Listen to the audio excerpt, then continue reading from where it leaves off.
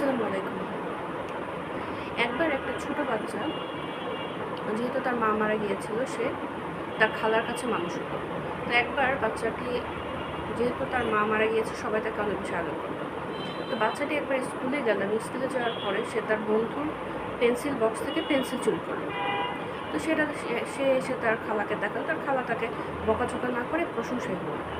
তার কিছুদিন পরে সে তার বন্ধুর বাড়িতে গেল এবং সেখানে যে সে তার বন্ধুর আলমারি থেকে একটা কাপড় চুরি করে নিয়ে আসলো এবং সেটা তার খালাকে দেখালো। তার খালা সে বকাঝকা না করে তাকে প্রশংসাই করলো।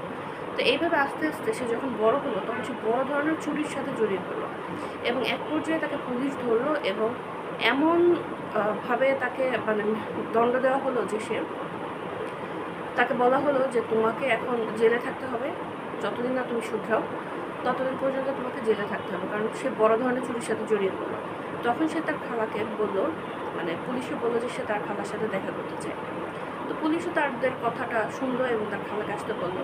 তখন সে তার খালাকে বললো যে তুমি যদি ছোটোবেলা থেকে আমাকে প্রশ্রয় না দিয়ে যদি আমাকে বকাঝকা করতে বা ন্যায় অন্যায় সম্পর্কে আমার একটা ধারণা দিতে, তাহলে কখনোই আমি এই বড় ধরনের চুরির সাথে জড়িয়ে পড়তাম না।